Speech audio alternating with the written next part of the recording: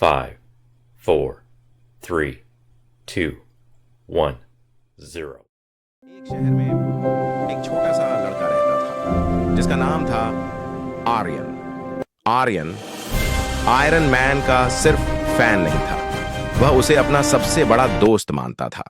उसके कमरे में आयरन मैन की एक तस्वीर थी और एक सूट भी जो उसके सपनों का हिस्सा था। वह अपने मम्मी पापा के साथ रहता था, बिल्कुल एक सामान्य बच्चे की तरह। लेकिन एक रात आर्यन ने एक ऐसा सपना देखा जिससे वह डर के मारे उठ बैठा। अचानक कमरे में तेज रोशनी फैल जाती है और उसी रोशनी के बीच आयरन मैन खुद सामने खड़ा होता है। आयरन मैन कहता है, मैं तुम्हें अपनी सारी ताकत देने आया हूं आर्यन, क्योंकि दुनिया को एक नए हीरो की जरूरत है।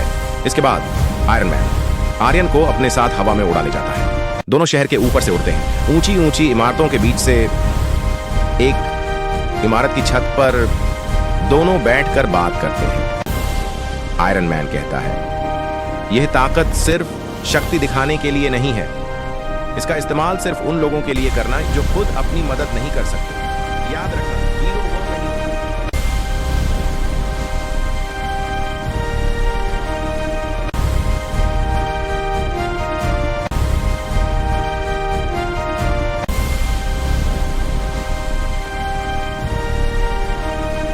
आर्यन वापस अपने घर आ जाता है।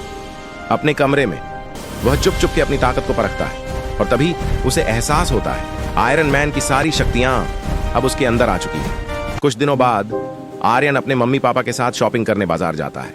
सब कुछ सामान्य होता है, किसी को जरा सा भी अंदाजा नहीं होता कि उनके बीच एक हीरो खड़ा है। तभी अचानक बाहर से आवाज आती है, आग लग गई है, इमारत में आग लग गई है। लोग घबराकर चिल्लाने लगते हैं। आर्यन समझ जाता है अब छुपे रहने का समय खत्म हो चुका है।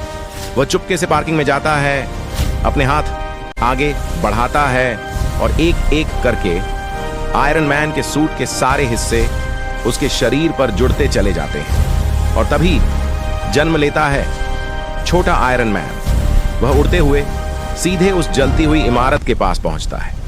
लोग हैरान रह जाते हैं। तभी कोई चिल्लाकर कहता है, एक दादी इमारत के अंदर फंसी हुई हैं।